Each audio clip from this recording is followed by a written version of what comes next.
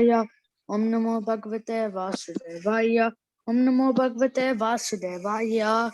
Arjuna Vacha Sannyasasya Mahabaho Tvam Ichami Veditum Tyagasya Charishi Kesha Pratakeshin Shidana. Arjuna said, O mighty armed one, I wish to understand the purpose of renunciation, Tyaga, and of the renounced order of life, Sannyasa, O killer of the Kasi demon, master of the senses.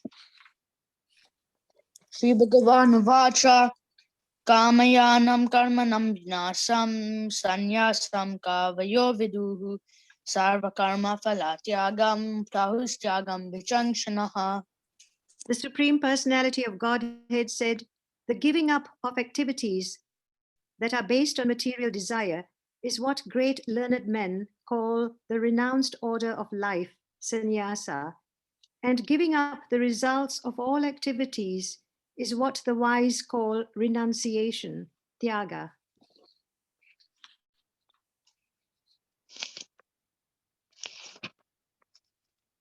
Yash, are you muted? Verse number 3, please. Sorry, my thing was lagging. The Supreme Personality of Godhead said, Tyajyam dosha viditiyeke karma prahurmanishinaha yagnadana tapaha karma natyajam iti chapare. Some learned men declare that all kinds of fruitive activities should be given up as faulty. Yet other sages maintain that acts of sacrifice, charity, and penance should never be abandoned. Nishchayam shrinu me tatra tyage bharata satama tyago hi purusha vyagra trividaha samprakiritaha. O best of the Bharatas, now hear my judgment about renunciation. O tiger among men, renunciation is declared in the scriptures to be of three kinds. Yagnadana tapaha karma natyajam karyamevatat yagnodanam tapaschaiva pavanani manishinam. Acts of sacrifice, charity, and penance are not to be given up. They must be performed. Indeed, sacrifice, charity, and penance purify even the great souls. Etani apitu karmani sangam tyaktva phalani cha kartavyaniti me parta nishitam matamutama. All these activities should be performed without attachment or any expectation of result. They should be performed as a matter of duty, O son of Pratha. That is my final opinion. Niyatasya tu sanyasaha karmano no papadyate mohatasya parityagas tamasaha parikiritaha. Prescribed duties should never be renounced. If one gives up his prescribed duties because of illusion, such renunciation is said to be in the mode of ignorance. Mataji, could you please scroll down? Thank you. Dukamityeva yat karma kaya klesha bayat yajet sakritva rajasam tyagam naiva tyaga palam labet. Anyone who gives up prescribed duties as troublesome or out of fear of bodily discomfort is said to have renounced in the mode of passion. Such action never leads to the elevation of renunciation.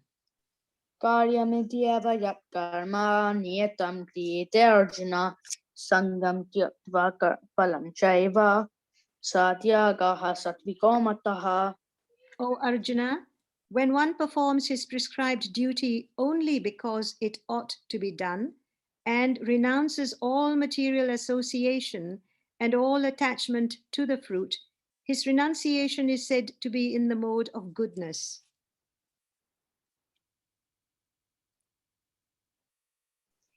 Nadveshti akushalam karma kushalena nusajjate dagi sattva samavishto medavijina samshayaha.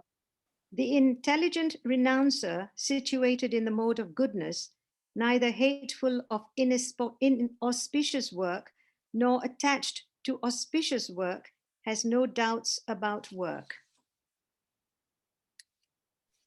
Nahi dehabita sakyam yaktum karmani shetashah yastu karma phalatyagi satyagiti abhidiyate. It is indeed impossible for an embodied being to give up all activities, but he who renounces the fruits of action is called one who has truly renounced. Nishtamishtam mishram cha Srividam karmanaha phalam bhavati atyaginam pratya natu sanyasinam kvachit. For one who is not renounced, the threefold fruits of action, desirable, undesirable, and mixed, accrue after death. But those who are in the renounced order of life have no such result to suffer or enjoy.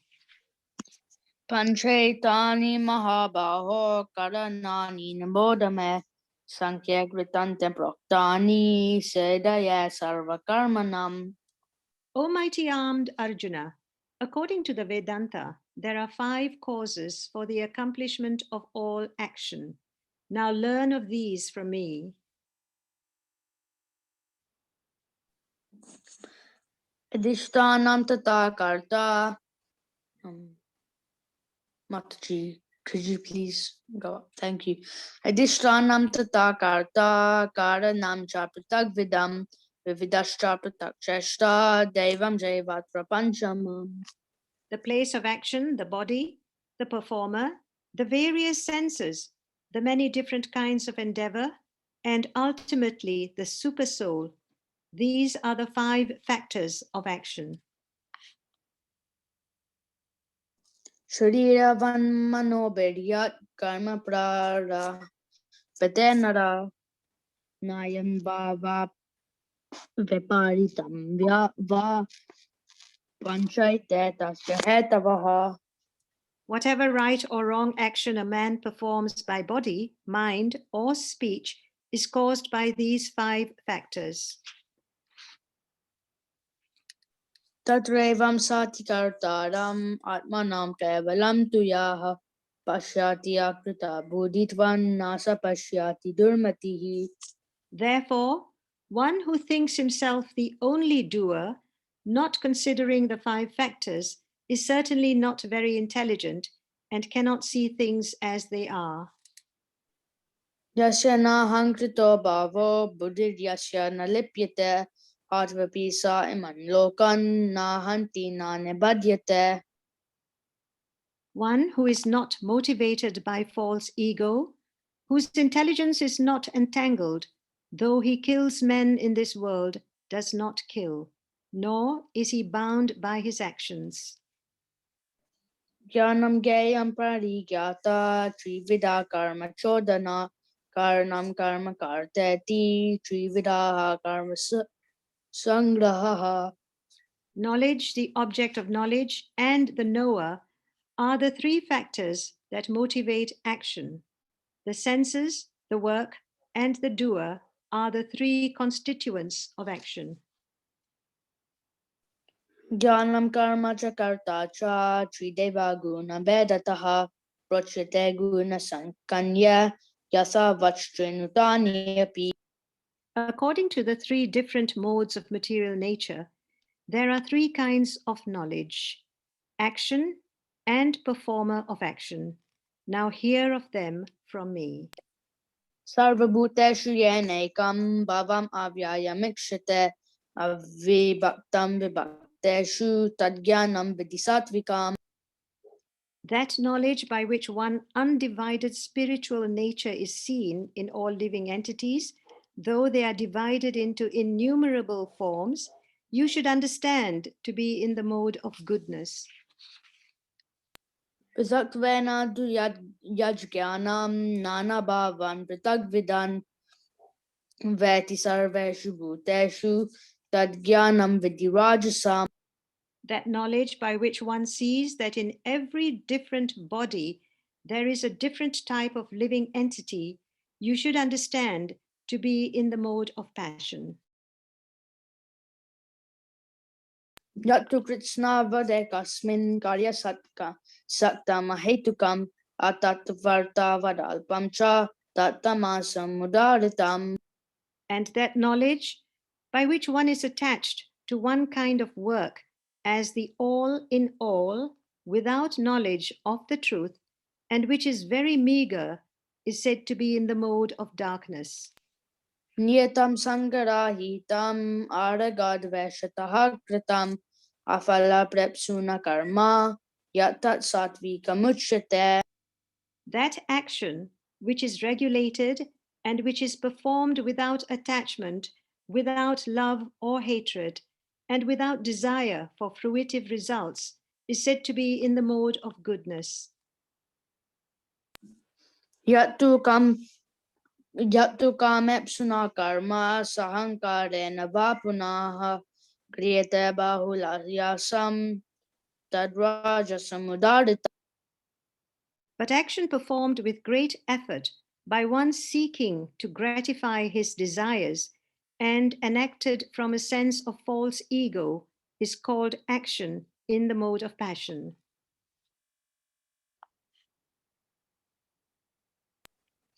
Anubandam kishyam himshan apekshya cha paurusham mohadarabhyate karma yatatamasamuchyate.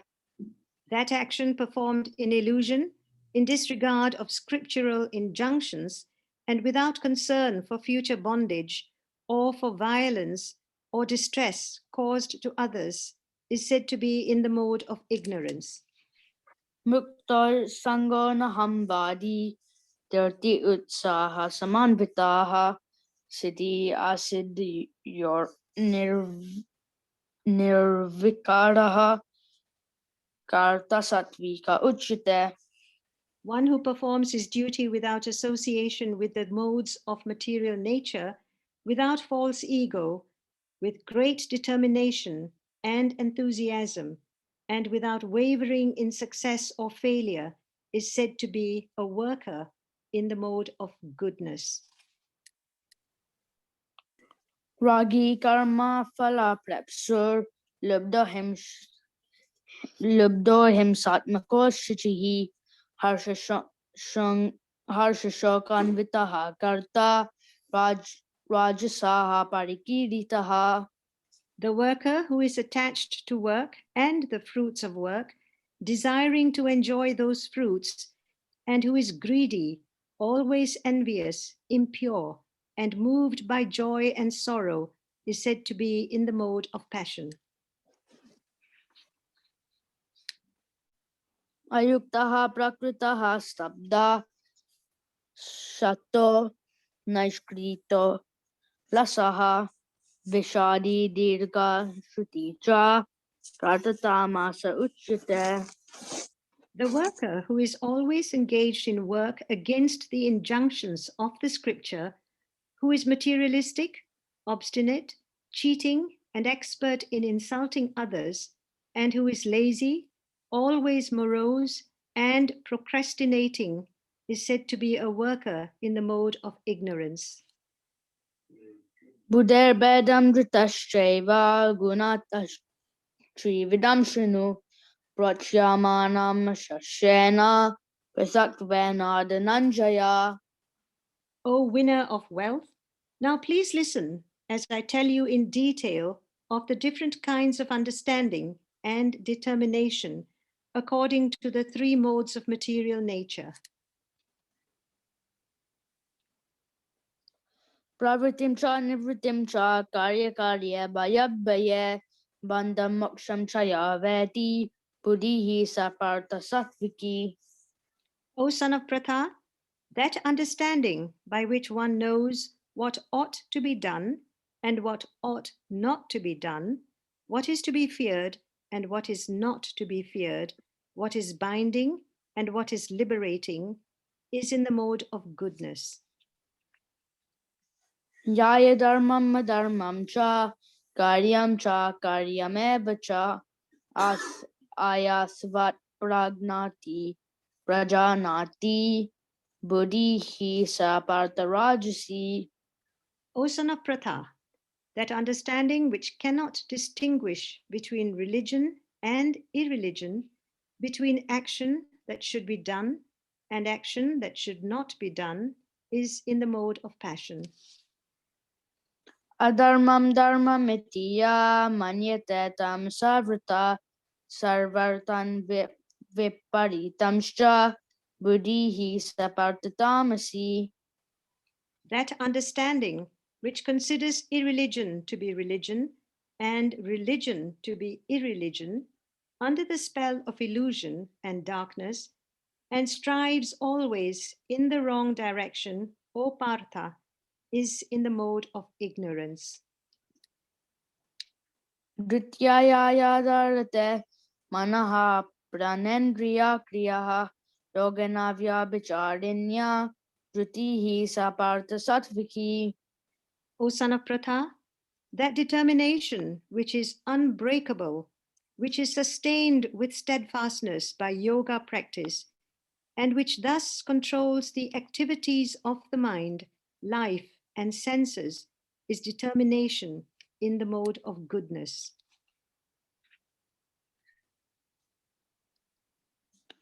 Drityayayadharyate manaha pranendriya kriyaha yoganavya bicharinya dritihi saparta sattviki. But that determination by which one holds fast to fruitive results in religion, economic development, and sense gratification is of the nature of passion, O Arjuna. Jayasvapnam bayam shokam vishadam madameva cha navimunchati durmeda dritihi saparta tamasi. And that determination which cannot go beyond dreaming, fearfulness, lamentation, moroseness, and illusion, such unintelligent determination, O son of Pratha, is in the mode of darkness. Shukam tva idanim trividam shrinu me bharatarshaba abhyasad ramate yatra dukantam na negachiti. O best of the Bharatas, now please hear from me about the three kinds of happiness by which the conditioned soul enjoys and by which he sometimes comes to the end of all distress. Yattad agre visham eva praniname mritopanam tatsukam satvikam proktam atma buddhi prasadajam. That which in the beginning may be just like poison, but at the end is just like nectar, and which awakens one to self realization, is said to be happiness in the mode of goodness. Vishayendriya samyogad yattad agre mritopanam praniname visham eva tatsukam rajasam smritam. That happiness which is derived from contact of the senses with their objects, and which appears like nectar at first, but poison at the end, is said to be of the nature of passion.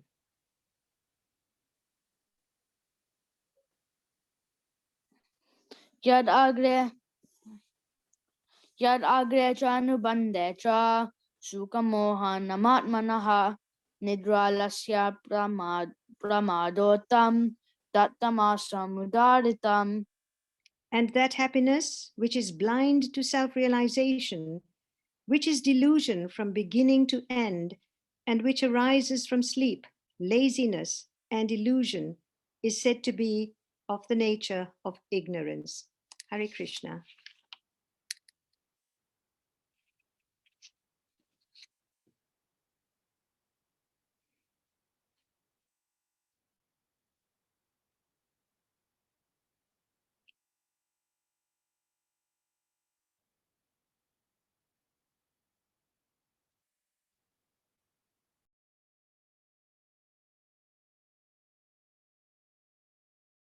Mataji, you are on mute. Sorry about that. Hare Krishna. Thank you so much, Santosh Mataji and Yash. Both of you recited so beautifully. Excellent English, and at the same time, Yash, I must say that you have recited so beautifully all the 39 shlokas. We are reciting it for the first time, and you have done a wonderful service. I'm so proud of you. Thank you so much. Thank you. You must have done a lot of practice. Thank you very much. Thank you, Mataji. Thank you. Hare Krishna, dear devotees. Can you see the screen, the slides? Is it visible? Yes, Mataji. Okay, thank you so much. Hare Krishna, dear devotees, please accept my respectful obeisances. All glories to Srila Prabhupada. Thank you so much for joining Chat Chapter a Day Bhagavad Gita. You are also inspiring and you are also enthusiastic, and you join every single day. So very grateful for that. Um, so I'm very grateful for this opportunity to share something today, mainly as a means of my purification, and I seek your blessings so the right words come out at the right time. I would like to recite Mangalacharan prayers so we can all seek blessings of our acharyas before we begin this very, very important special chapter today. ॐ अज्ञानतिमिरान्धस्य ज्ञानाञ्जनशलाकया चक्षुरुन्मिलितं येन तस्मै श्रीगुरुवे नमः। श्रीचैतन्यमनोभीष्टं स्थापितं येन भूतले स्वयं रूप कदा मह्यं ददाति स्वपदान्तिकम्।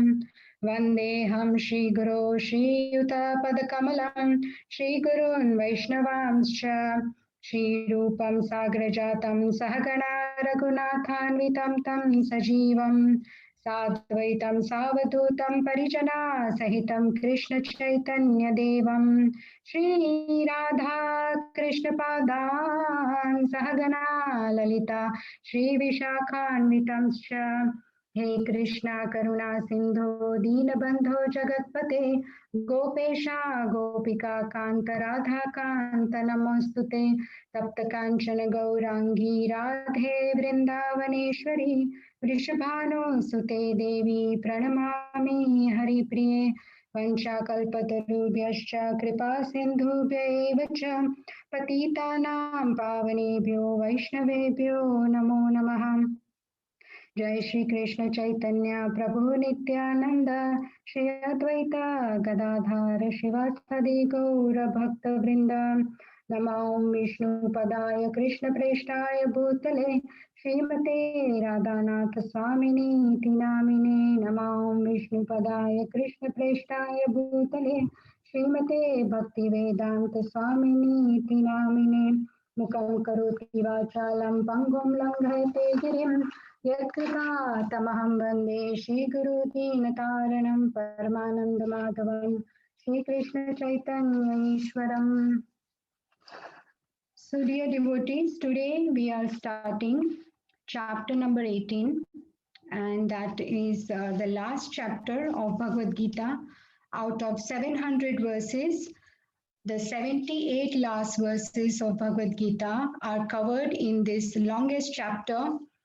Like any author, he likes to give a special section in his book, a special mention about the most important part of his book.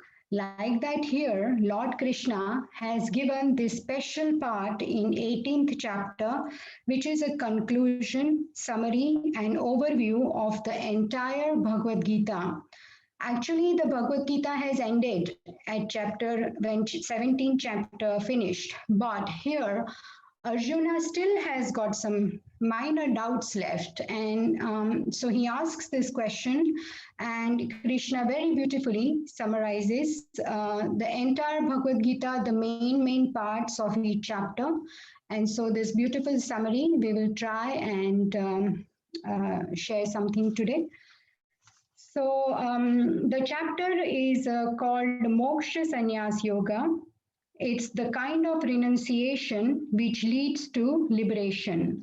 And Srila Prabhupada translates it as the perfection of renunciation. So the liberation means relief from misery, but here the liberation refers to perfection of life. And we will see how we come to that conclusion at the end of this chapter. We will definitely know how to perfect the life.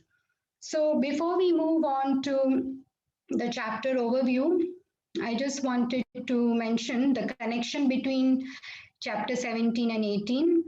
Chapter 17 ended with mention that Krishna recommends yajna, dana, and tapa to be done according to scriptures. And if that's not done, then gradually by chanting Om Tat Sat, by chanting the names of the Lord, by dedicating the endeavor to Krishna, surrendering it to Lord, we can spiritualize the activity, and we should do all the acts in conjunction with the Lord indicated by Om Tat Sat.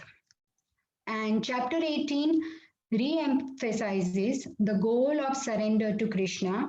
The essence of previous chapters is taught in this final chapter. Devotional service unto Supreme Personality of Godhead is the ultimate goal of life, and that's how chapter 18 would be ending. So, the first 6 chapters of Bhagavad Gita, it's the initial teaching of Karma Yoga, doing your prescribed duty as an offering to the Supreme in a mode, spirit of renunciation. It's not about renouncing the work itself. We learned in these first 6 chapters, but maintaining the spirit of renunciation while doing the work. So we do not give up the work, but we give up the fruits and the results that come out of that activity. That is called actual renunciation. So everything will be repeated in this chapter. The gist will be covered very nicely. So that's first 6 chapters, Karma Yoga. Thereafter, the most important part is in the middle. The other 6 chapters are Bhakti Yoga, devotion to Krishna. Every single chapter of Bhagavad Gita, the essence ends and comes down to the conclusion of bhakti to Lord Sri Krishna. So that is covered in the middle 6 chapters. From chapter 13, we see that the Gnana Yoga starts, and the necessary information needed, like the 3 modes of material nature, are discussed. In chapter 14, we discuss the Prakriti and material nature. The information needed to understand the intricacies of nature of work in material environment was understood in chapter 13 and 14. Chapter 15, Krishna summarized, the mini Bhagavad Gita. Krishna summarized the key concepts and principles. We are the soul, Krishna is the super soul. We are part and parcel of Krishna. In chapter 16, we saw how to live with the values, because all the values, all the sattva, all the important values we discussed in chapter number 16, that one should aspire to have these values, and then how to put them into practice was explained in chapter 17. All the different practices, yagna, tapa, dana, in all the 3 different modes. Now, in this sense, Bhagavad Gita is over. But now, the 18th chapter is a summary where Krishna will re-emphasize, repeat the essential truths, and he will further reflect on the same knowledge but from a different perspective. So we will see that. And the overview of chapter 18. So that was just briefly, I mentioned the 3 sections of Bhagavad Gita, first 6 chapters, middle 6, and last 6 chapters. Now let's talk about this particular chapter 18, how the verses are broken down, because there is lots of them, 78 verses. First 12 verses, they talk about how one can stay free from bondage while doing Karma Yoga. Thereafter, up to verses 17, we will see that what keeps a karma yogi free from bondage. And that is the gnana. The knowledge of that karma yogi will free him from bondage. And how one understands, there are 5 factors of action mentioned there. And if you understand them properly and act accordingly, then you can stay away from bondage. Verse 18 to 40, Karma Yogi needs to know the gnana of modes of material nature. They will be repeated here.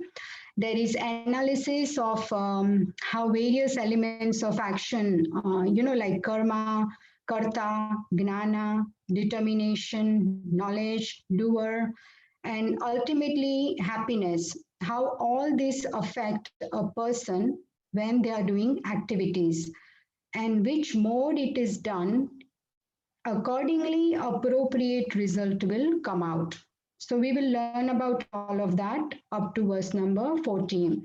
And there is also a very nice mention of a yoga ladder, how you can progress step by step from bottom to top will be mentioned between 19 to 66. So we will see that. 41 to 48 is talks about how karma yoga can be offered to Krishna. So how you can move from sakam to nishkam karma yoga. 49 to 55 gnana yoga, bhakti can be offered to Krishna, how we can do offering to Krishna. And lastly, the glory of bhakti yoga is described.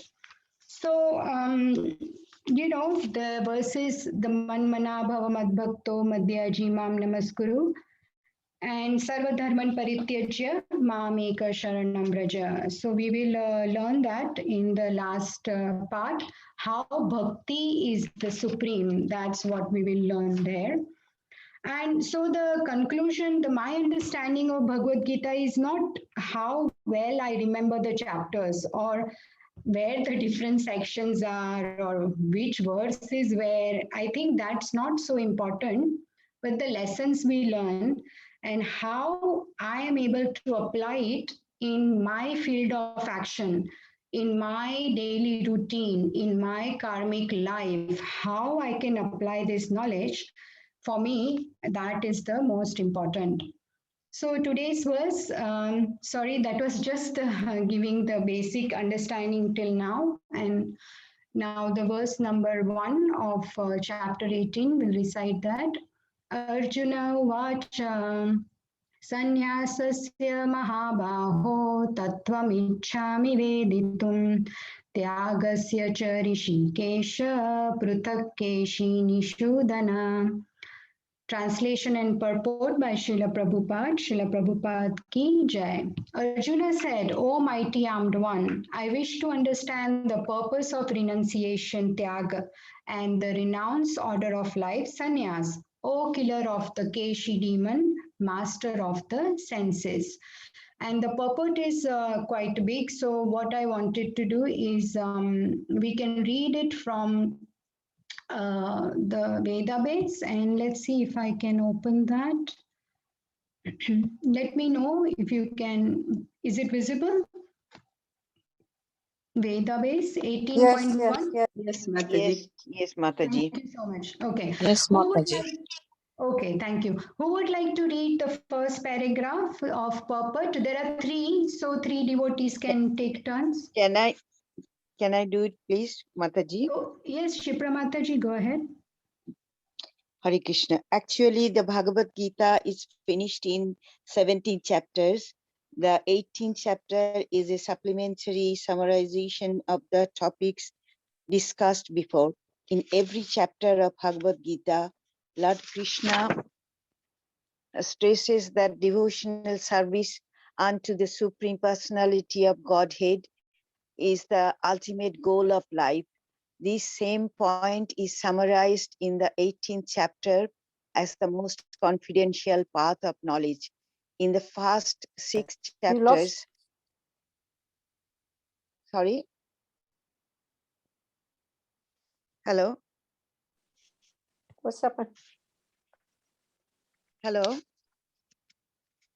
Can you hear me? Yeah. We can't hear. Scary, Now we can hear. Mataji. Yeah. Listening. Now we can. Hello, Hello, we can hear you. can I continue? Oh, sorry, I was muted. Please go ahead, Shipra Mataji. We can hear you. Okay, so this same point is summarized in the 18th chapter as the most confidential path of knowledge. In the first 6 chapters, stress was given to devotional service. Yagini api sarvesham, of all yogis or transcendentalists, one who always thinks of me within himself is best. In the next 6 chapters, pure devotional service and its nature and activity were discussed. In the third 6 chapters, knowledge, renunciation, the activities of material nature and transcendental nature, and the devotional service were described. It was concluded that all acts should be performed in conjunction with the Supreme Lord, represented by the words Om Tat Sat, which indicate Vishnu, the Supreme Person. The third part of Bhagavad Gita has shown that devotional service and nothing else is the ultimate purpose of life. This has been established by citing past acharyas and the Brahma Sutra, the Vedanta Sutra. Certain impersonalists consider themselves to have a monopoly of the knowledge of Vedanta Sutra. But actually, the Vedanta Sutra is meant for understanding devotional service. For the Lord himself is the composer of the Vedanta Sutra, and he is its knower. That is described in the 15th chapter. In every scripture, every Veda, devotional service is the objective that is explained in Bhagavad Gita. Hare Thank Krishna. you, Mataji. Thank you so much. Yeah, Puja Mataji, please go ahead. Hare Krishna. As is in the second chapter, a synopsis of the whole subject matter was described. In the 18th chapter, also the summary of all instruction is given. The purpose of life is indicated to be renunciation and attainment of the transcendental position above the 3 material modes of nature. Arjuna wanted to clarify the 2 distinct subject matters of Bhagavad Gita, namely renunciation, tyag, and renounced order of life, sannyas. Thus, he's asking the meaning of these 2 words. Thank you. Thank you, Mataji. Who would like to read the last one? Shall I read, Mataji? Yes, please. Yes. 2 words used in this verse to address the Supreme Lord, Rishikesha and Kashi Nisudana, are significant. Rishikesha is Krishna, the master of all senses, who can always help us maintain mental serenity. Arjuna requests him to summarize everything in such a way that he can remain equipoised. Yet he has some doubts, and the doubts are always compared to demons. He therefore addresses Krishna as Keshi Nusudana. Keshi was a most formidable demon who was killed by the Lord. Now Arjuna is expecting Krishna to kill all the demons of doubt. Hare Krishna. Hare Krishna. Thank you so much, Mataji. Now I will try and share the slides again. Just give me one moment.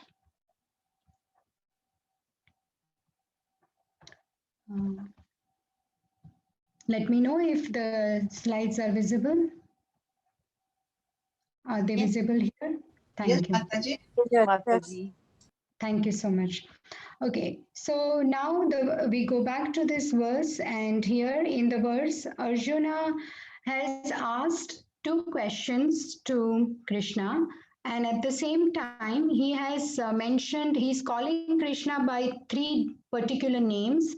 First is Mahabaho, then you can see Rishikesha in the verse, and Keshi Nisudana. So we will discuss that first. So Mahabahu, the meaning is the mighty armed Krishna. So what Arjuna is saying is that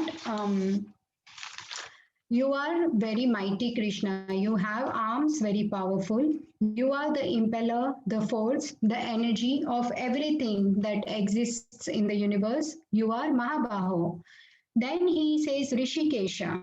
So Krishna is master of all the senses and one who helps to attain mental serenity. And Arjuna uses this name because he wants to know everything clearly so that he can be equipoised. So, right now he is confused, he has doubts, and obviously, Krishna is the master of all the senses. He is asking Krishna for his help. And Keshi Nisudana, so doubts are compared to demons. So, it's better to clear the doubts. Krishna killed the Keshi demon. So Arjuna uses this name because he wants Krishna to kill his doubts because his doubts are just like a demon. That's why he's calling him Keshi Nisudana. So these three beautiful names are mentioned in this verse. And we can see that previously also in chapters, I was looking at the chapters today that which other chapters it has started with Arjuna's questions. And I found that in chapter 3, 5, 8, 12, 13, and 17, they all began with Arjuna asking a question to Lord Sri Krishna. So here the theme of the first verse is Arjuna is asking Krishna about the two specific concepts or terms, Tyaga and Sannyasa. So Tyaga or renunciation and Sannyasa means renounced order of life. And he wishes to know their purpose and goal in our life. So, in this, the first verse, we are not supposed to discuss the meaning of these two terms. It will come in the next verse. But here, there is more things that we can discuss. Arjuna asks, should one work while remaining detached from the fruit of work, or should one renounce activities altogether? So Arjuna still has a doubt whether he should fight or not fight, because if he renounces the activity, does not do the activity, then obviously he should not fight at all. But he should fight if he is supposed to renounce only the fruit of his activity. Hence, he is asking these questions to Arjuna. Now, until chapter 17 is finished, so Arjuna has heard so many shlokas, 700 minus 78, right? So he has got very good understanding of Bhagavad Gita by now. But we know that at the end of Chatushloki Bhagavad Gita, Arjuna speaks the verses 10.12 and 13 because Chatushloki is 8, 9, 10, 11. Then in verse number 12, Arjuna says, Param Brahma, Param Dhama, Pavitram Paramam Bhavan, Purusham Sashwatam Divyam, Adi Devam Ajam Vibhum. Arjuna glorifies the Supreme Lord. The Acharya says that at that time, Arjuna's illusion is actually gone. Arjuna has understood the essential message of Bhagavad Gita, and he himself is expressing that message. But Baladev Vidyabhushan, he gives a commentary that Arjuna is still remained unclear of specific concepts or terms because there are two verses more in Bhagavad Gita. Sorry, dear devotees, I could not put everything on the slides because there is a lot to cover. So it was not possible to put everything on slides. So I will just speak and then maybe you can go back and see these verses. So the first verse is chapter 4, verse number 20, and chapter 5, verse number 13.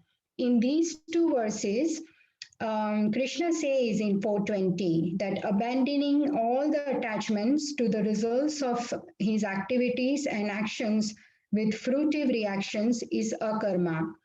And then in 5.13, he says, when the embodied living entity controls his nature and mentally renounces all action, he resides happily in the material body. So both the above relates to Arjuna's questions in 18.1. So the words sannyas and tyaga, what Arjuna is asking is, are they both completely different words? Or are their meanings completely different? Like, mountain and tree. These are two completely different two concepts. So Arjuna is asking, is Tyaga and Sannyasa completely different, or they are congruous? Means, are they in agreement and harmony like Kurus and Pandavas? Yeah. This is the example given by Baldev Vidyabhushan. So if the first one is true, means that there is a big difference, then he wants to know from Krishna separate identities of sannyasa and tyaga. And if the second is true, means both the terms are in harmony, then he wants to know that there is some superficial understanding and resemblance between the two ideas, and he would like to know what that resemblance is.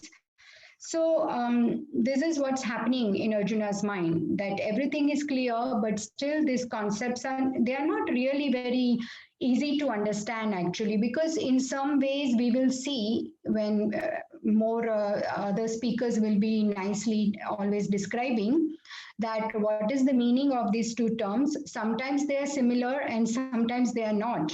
So we will see in detail. So this is not like a straightforward thing to understand, and we can thus see that Arjun is asking these questions to Krishna. And then why he is asking this? So I was hearing once in a class some time back, and it came of use to me today when I was reading the purport of Srila Prabhupada, that there must be some other reason why Arjun is asking questions again in 18th chapter. So I had heard once that many times such questions are asked in the scriptures for our benefit. So in Srimad Bhagavatam, there is a beautiful verse in the, let's have a look, second canto, first chapter, first verse. Shri Shuka Uvacha Variyanesha te prashna krito loka hitam nrupa atmavid samata pumsam strotavyadishu ya paraha. So translation is, Shri Shukadev Goswami said, my dear king, he is talking to Parikshit Maharaj, your question is glorious because it is very beneficial to all kinds of people. The answer to this question is the prime subject matter for hearing, and it is approved by all transcendentalists. So, Loka Hitam Drupa, you see, that is very important. That question asked for the benefit of other people is, we can see again and again in scriptures that this happens. And even in Bhagavad Gita, the words Loka Sangraha is used in Bhagavad Gita chapter 3, verse 20 and 21. In verse 20, there is a word Loka Sangraha. So such questions are asked for the maintenance of the whole world.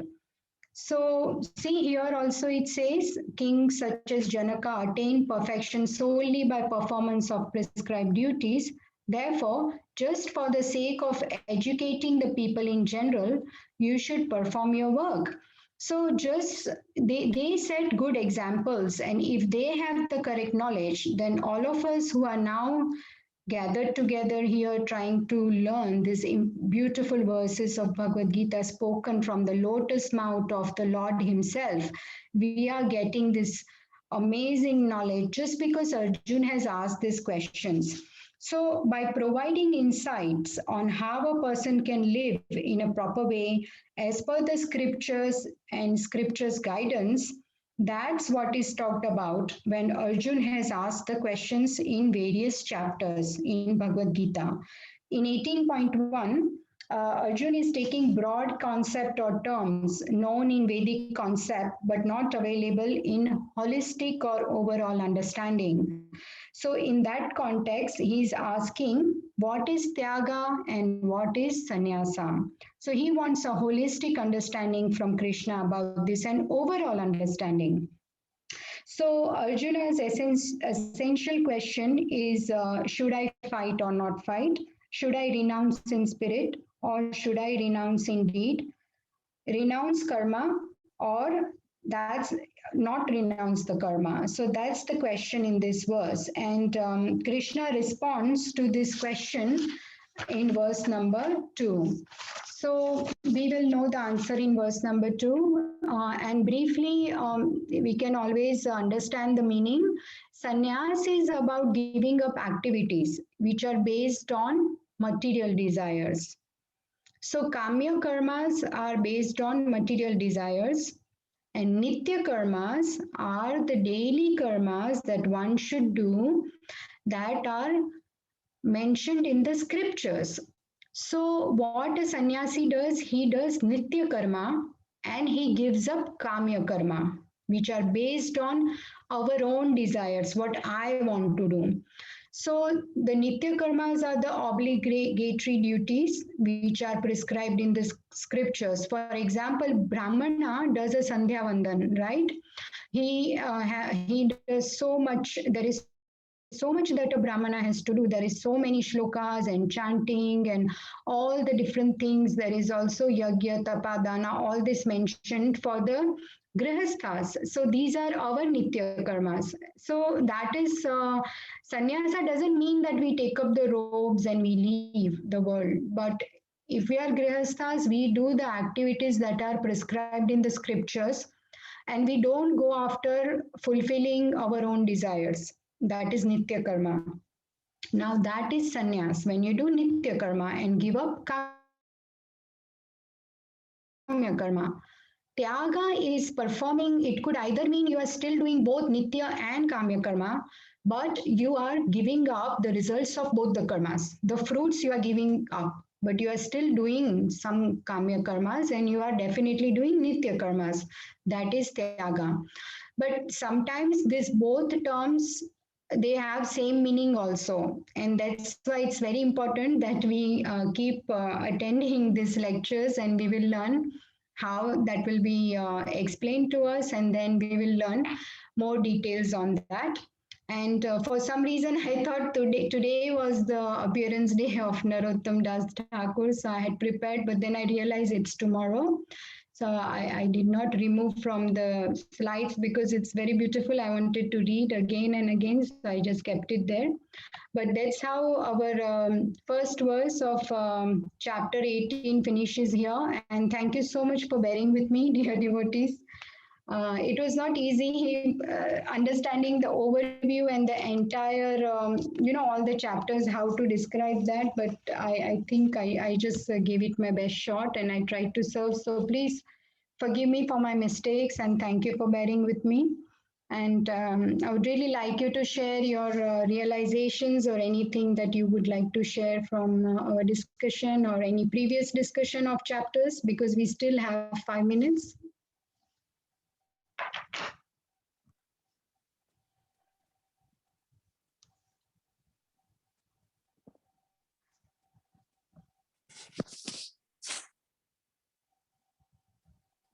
Is there any questions? Hare Krishna, Divya Gaurangi.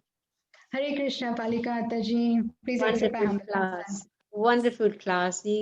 You put it together such a difficult, the 18th chapter is a summary of whole Bhagavad Gita. So, but you worked so hard to put it together for us to understand the way we need to understand. So I congratulate you. You've done a lot of hard work and it's really presented very, very well.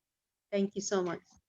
Thank you, Mataji, for your always encouraging me. So that's really nice of you. Thank you so much. I do need encouragement because I still do get nervous, but as a means of service and my purification, I always look forward to this service. So thank you so much for bearing with me. Thank you very much. Thank you. You're going. You did a very good. Class was very nicely prepared. Thank you, Krishangi Ben. Thank you so much for the encouragement. It's just I'm just learning from you all basically because I do hear the recordings when I'm not able to join the classes these days, but I hear everyone's realizations and I think there is so much to learn from all the devotees around me. So every day is a learning experience and I'm just repeating. So thank you so much, mercy of Guru Maharaj and Acharyas and all of you, that I'm able to share something. It would be nice to get your realizations and anything anyone wants to share from today's or previous classes. Hare Prabhu, Krishna you're doing Mataji. so well. Wonderful. Thank you, Bhagavati Mataji. Thank you for the encouragement. Yes, Hema Mataji, please go ahead. Wonderful class, Mataji. But I was just wondering if the reason the three different names of Krishna are used by Arjun, is there a kind of a underlying message in the three names that he's using? Did you pick up on any of that? Yes, Mataji, definitely. I'll share the slides later on. So the three beautiful names are Mahabaho, Rishikesha, and Keshi Nishudana. So Mahabaho, obviously, because Krishna is very powerful, he's got very mighty, he's got long, mighty arms. So Arjun is feeling very, very blessed and protected. He's in the best hands, right? So he's calling him Mahabaho. He's glorifying Krishna. So that is the first meaning. Now the second is Rishikesha. So Rishikesha means what? It is master of our senses. Everything that we have, it is coming from Krishna, right, Mataji? So all our senses are also controlled by Krishna. If the entire universe is controlled by him, we are also controlled by him. So what Arjuna says, I heard actually somewhere in a class that he tells Krishna that because you are the master of my senses, you have put these doubts in my mind. That these doubts are also coming because of you. I can't remember this, Prabhu. Sometime back I had heard Rash Bihari Prabhu or someone, he was saying, yeah, that actually Arjuna is saying, Rishikesh, you have put these doubts in my mind, so now you clear them and give me a mental serenity. So he's saying Rishikesha. And the third is Keshi Nisudana. So the demon Keshi was killed by Krishna, right? In all his Vrindavan pastimes, we read in the Krishna book. So doubt is like a demon, Mataji. So when we have doubt, we are in illusion, right? We can't see things clearly. We cannot, because if we can't see things clearly, we are not organized in our mind, then we can't make any progress. We are in an illusion. So doubt is a demon. So Arjuna is very cleverly saying that Krishna, you killed the Keshi demon. Now you kill the demon of my doubt.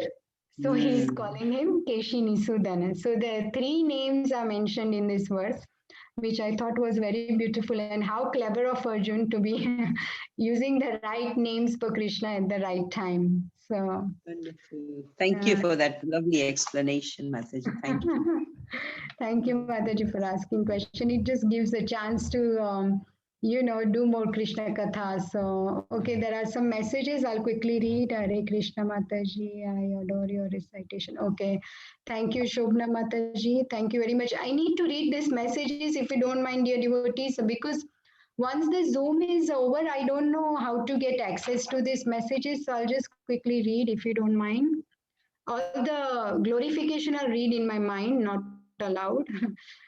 Because that's very kind of you, but I know I don't deserve this glorification. Many days it's so divine, really love to understand the class, touching. Thank you so much, Shobna Mataji. Hare Krishna. Okay. Hare Krishna. Yes, Hare Shobna Krishna. Mataji. Right. Yeah. I just wanted to ask you one thing that, that you mentioned, or also I knew, from the previous classes that 8, 9, 10, 11, we call Chatushloki Gita. I just joined then actually, and I forgot that why you call these 4 chapters Chatushloki Gita. Very nice question. Yes, Mataji. So I'll those who need to leave, I fully understand, but those who can stay, I can just quickly mention. Okay, so Mataji, the chapter 10, the verses 8, 9, 10, 11 are Chatushloki, because here, like in Bhagavatam also, there is a Chatushloki Bhagavatam. So in both the scriptures, Lord has given beautiful understanding in short. So everything else that follows from these verses is basically an expansion. So if you read these verses, these are the theme, the basis, the goal. So what does verse 8 say? Verse 8 says, Aham sarvasya prabhavo matta sarvam pravartate iti matva bhajante mam buddha bhava samanvitaha. So that is verse 8. The main meaning of this is Krishna is the source of everything. That is 10.8. Krishna says, I am the source of spiritual and material worlds. Everything emanates from me. The wise who perfectly know this engage in my devotional service and worship me with all their hearts. Now, Shipra Mataji, if you think about this verse very sincerely, if you read this very sincerely, and just imagine that if you surrender everything to Krishna and actually live by this verse, then that is the perfection of our life. Because he's saying, I am the source of everything. And if you perform devotional service and worship me, then that's it. You have perfected your life. So if we really follow this, that's all we need to know. This is the cream of the cream of the cream of Bhagavad Gita. That's why it's called Chatushloki. Next verse, what he says, Madchitta Madgata Prana, Bodhayanta Parasparam, Kathayantascha Mam Nityam, Tushyanti cha Ramanti cha. The meaning of this is that it is giving the symptoms of pure devotees of Krishna. So, how the pure devotees are Krishna like? So, if you understand again this verse, this is like the best verse. If you understand, if you follow, that's it, done. We have passed the test of life. What it means? The thoughts of my pure devotees dwell in me. Their lives are fully devoted to my service, and they derive great satisfaction and bliss from always enlightening one another and conversing about me. That's what we are doing here in Bhagavad Gita classes. We are conversing about these verses and the shlokas, and devotees love to do this when they get together. They want to do Hari Katha. So that's the symptoms of pure devotee. That's verse number 9. Verse number 10, 10.10. This is actually one of my favorite verses. Tesham satata yuktanam bhajatam priti purvakam dadami buddhi yogam tam yena mam upayanti te. What it means? That if you have bhakti, if you have devotion for me, I will give you the knowledge and intelligence of all the shastras and scriptures. So what is topmost? Bhakti. If we have bhakti, then knowledge will follow. But it's not that you have knowledge, then bhakti will come. It does not, it's actually going backwards. This is the right order. You first love Krishna, then he will give you the knowledge. Who are we otherwise to understand this difficult shastra? We love Krishna, he will give us the intelligence. It's like when, we discussed this before in Damodar past time, when Mother Yashoda is following Krishna, she has this stick in her hand, and that stick is compared to the knowledge. But when Mother Yashoda is just following him with the stick, she's not able to catch him. But when there is so much love and devotion for her son in her heart, so much pure love, that's when she catches him, right? Sorry, Mataji. Yeah, you understand. So if you love Krishna, you will get the knowledge of Shastra. And the fourth verse, the fourth Chatushloki is Tesham evanukampartham aham agnanajam tamaha nashyami atma bhavasto gnanadipena bhasvata. Krishna mercifully destroys the ignorance. To show them special mercy, I dwelling in their hearts, destroy with the shining lamp of knowledge the darkness born of ignorance. So even if someone does not follow the first three, what Krishna says, you have some love for me, then I will give you special mercy and I will destroy your ignorance. The darkness, that because ignorance is darkness, and Krishna will remove that by the shining lamp of knowledge. So he's so merciful. If you don't follow 8, 9, 10, then also 11 will save you. So this is Chatushloki.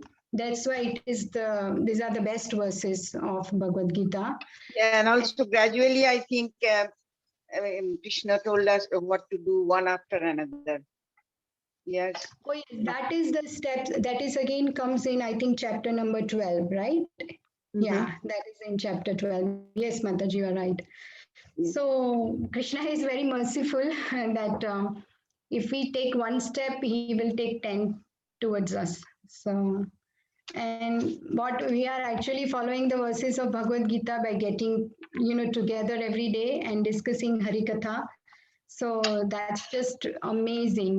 We are so fortunate. So thank you And so you much. guys, thank you so much to you, because you guys are doing wonderful service for us to Definitely, Prabhu's use are the light. definitely all the speakers We of are the chat. Mataji, I'm just the junior most and just struggling and very, learning from them. So definitely other speakers are amazing and they are our Shiksha Gurus. So thank you so much. It's 8:50. Any other question? yeah. Hare Thank Krishna, you so Mataji. much. Hare Krishna. Hare Krishna. Yes. Is that Seema Mataji? Do you have a Hello. question? Yes, Mataji, I want to ask you one thing. Why is Krishna called Damodar? What does it mean? It's always in my mind. I don't know the meaning. Okay, yeah, that's a very nice question. Dam is a rope, and Udar is the belly. So Damodar is one whose belly is bound by ropes by Mother Yashoda. Damodar, Dam plus Udar. I One whose see. belly is bound by ropes, and who can bind him? Only one who can bind him? Mother The one who Yashoda. loved him. Yeah, absolutely. So Mother Yashoda binds him. So that's why it's Damodar, Dam and Udar, the Oh, rope and that is bound. So the entire universe and everything, it's like from his navel, the Brahma is coming out and the entire cosmos, everything is coming out of him. But that Lord is bound by Mother Yashoda because of her pure love. So Damodar pastime is the most beautiful pastime, I think. And okay. there are many classes to hear on it if you have time online. From many Amrendra Prabhu's classes are amazing on that. Okay. Thank you. Thank you so much, Mataji. Thank you, Mataji. Okay, so Hare Krishna. And thank you so much for Hare bearing with me. Hare Krishna, Mataji. Hare Krishna, Krishna, Hare Thank you Krishna, so Rita Gopal much. Mata. Yeah, Thank you. Thank you so much.